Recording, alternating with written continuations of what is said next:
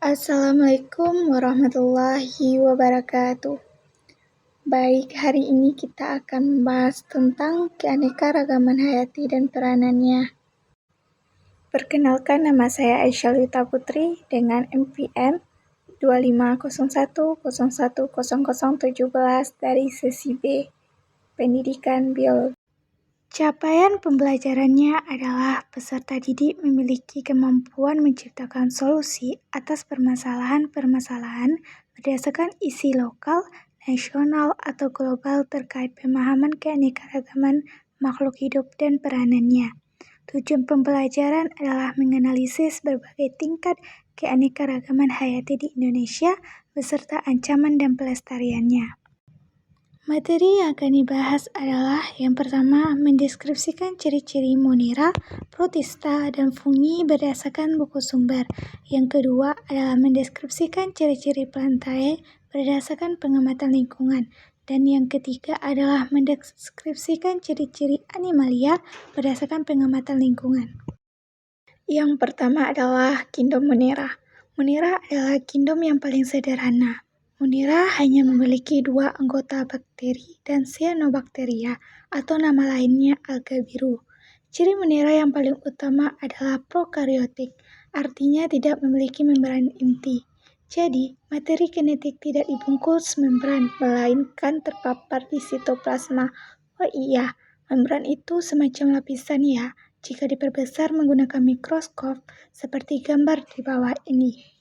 Tentu realnya tidak bisa dilihat dengan mata telanjang ya. Ciri selanjutnya, monera adalah bersel satu atau uniselular. Reproduksi dengan membelah diri atau konjugasi. Berarti dalam beberapa detik saja, monera dapat berkembang biak dengan cepat.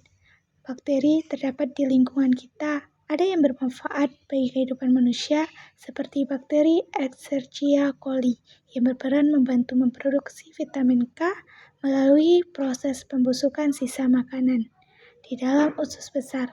Namun, ada pula bakteri yang berbahaya bagi kehidupan manusia, seperti Mycobacterium tuberculosis, yang menyebabkan penyakit TBC. Selanjutnya adalah kingdom protista, dengan ciri-ciri eukariotik, artinya sudah memiliki membran inti. Jadi, kromosom dibungkus lagi oleh membran. Ada yang bersel satu atau uniselular, dan ada juga yang bersel banyak atau multiselular. Ada yang mengalami pembelahan biner atau konjugasi reproduksinya. Oh iya, protista itu terbagi menjadi 3. Ada protista mirip hewan, protista mirip tumbuhan, dan protista mirip jamur. Yang pertama adalah protista mirip hewan atau protozoa. Disebut mirip hewan karena tidak bisa membuat makanan sendiri atau heterotrof. Berdasarkan alat geraknya dibedakan menjadi 4 filum, yaitu yang pertama Rhizopoda atau Pseudopodia, yaitu bergerak dengan kaki semu, seperti Amoeba proteus. Yang kedua adalah Ciliata, yaitu bergerak dengan rambut getar, contohnya Paramecium sp. Yang ketiga adalah Flagellata, yaitu bergerak dengan bulu cambuk, contohnya Trypanosoma gambiens. Yang keempat adalah Sporozoa, yaitu tidak memiliki alat gerak, contohnya Plasmodium sp. Selanjutnya adalah protista mirip tumbuhan atau disebut dengan alga. Disebut demikian karena dapat membuat makanan sendiri dengan melakukan fotosintesis, sama halnya dengan tumbuhan pada umumnya atau autotrof. Contohnya adalah alga hijau atau Ulva sp. Jika di rumahmu atau di sekitar rumahmu ada kolam, coba kamu amati airnya. Jika airnya berwarna kehijauan, kemungkinan besar air kolam tersebut banyak mengandung ganggang yang tidak bisa dilihat dengan mata telanjang. Atau bagi yang pernah berwisata ke pantai, kamu mungkin juga pernah melihat tumbuhan berupa lembaran panjang berwarna hijau atau kecoklatan yang menempel pada karang atau terdampar di pasir tepi pantai. Tumbuhan tersebut adalah ganggang. Berarti jenis protista ini Ukurannya makroskopis. Yang ketiga adalah protista mirip jamur. Protista mirip jamur merupakan protista heterotrof yang memperoleh makanan dari organisme lain dengan cara menguraikan atau menelan makanannya. Ingat ya, protista mirip jamur bukan merupakan jamur sejati, karena memiliki reproduksi dan siklus hidup yang berbeda dari jamur. Akan tetapi, kelompok protista jenis ini memiliki bentuk seperti jamur sejati, membentuk sporangia atau membentuk filamen yang menyerupai hifa. Contohnya adalah jamur lendir. Selanjutnya adalah fungi. Ciri-ciri fungi yang pertama adalah eukariotik atau memiliki membran inti. Yang kedua bersel satu atau uniselular dan bersel banyak atau multiselular. Yang ketiga memiliki dinding sel yang tersusun atas zat kitin. Yang keempat tidak memiliki kloroplas sehingga tidak dapat berfotosintesis. Yang kelima adalah memiliki spora.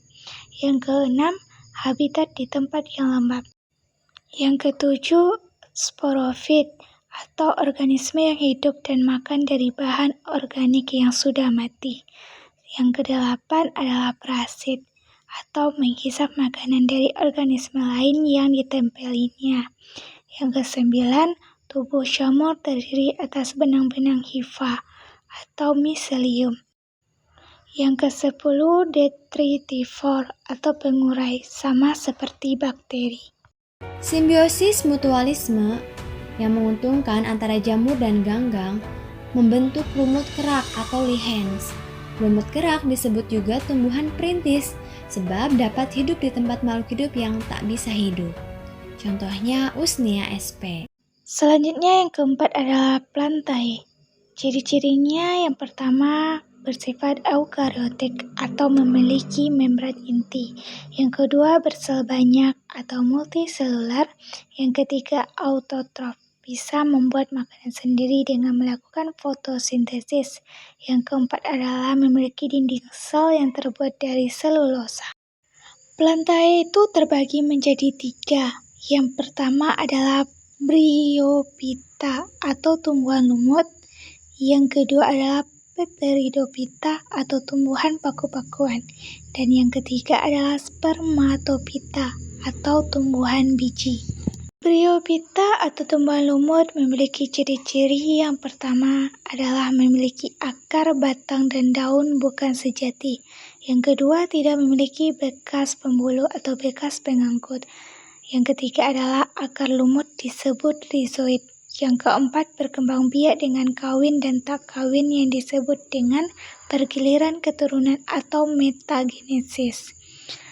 Bryophyta terbagi menjadi 3. Yang pertama adalah lumut hati, contohnya Marchantia sp. Yang kedua adalah lumut tanduk, contohnya Anthocerus sp. Dan yang ketiga adalah lumut daun, contohnya Sphagnum sp. Selanjutnya adalah Pteridophyta atau tumbuhan paku-pakuan, memiliki ciri-ciri yang pertama akar, batang, dan daun sejati. Yang kedua memiliki bekas pembuluh atau bekas pengangkut. Dan yang ketiga adalah pada daun dewasa terdapat sorus atau kumpulan kotak spora. Dan yang keempat adalah berkembang biak secara kawin dan tak kawin yang disebut dengan pergiliran keturunan. Pteridophyta terbagi menjadi 3. Yang pertama adalah paku sejati, contohnya adalah Lycopodium sp. Yang kedua adalah paku kawat, contohnya adalah Selaginella sp. Selanjutnya yang ketiga adalah paku ekor kuda, contohnya Equisetum sp. Selanjutnya adalah Spermatophyta atau tumbuhan berbiji. Ciri-cirinya yang pertama memiliki akar, batang, dan daun sejati. Yang kedua memiliki bekas pembuluh atau bekas pengangkut. Dan yang ketiga menghasilkan biji sebagai alat berkembang biak. Contohnya adalah mangga. Selanjutnya adalah kingdom Animalia yang mempunyai ciri-ciri yang pertama eukariotik atau sel memiliki membran inti. Yang kedua multiselular, terdiri atas banyak sel. Yang ketiga heterotrof atau memperoleh makanan dengan cara memakan organisme lain. Yang keempat tidak memiliki dinding sel.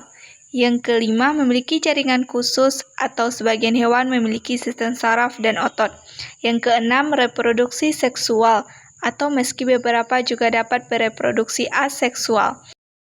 Yang ketujuh, tahap embrio. Hampir semua hewan melewati tahap blastula dan perkembangan embrionya.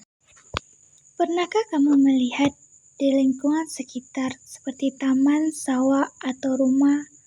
Hewan dapat terlihat bergerak bebas seperti semut merayap mencari makanan, burung terbang antar pohon, atau kucing berlari mengejar mangsa. Berbeda dengan tumbuhan yang diam, mereka memiliki organ bervariasi seperti mata untuk melihat, kaki untuk berpindah, dan mulut untuk mengonsumsi tumbuhan atau hewan lain, menunjukkan adaptasi terhadap habitat darat atau laut.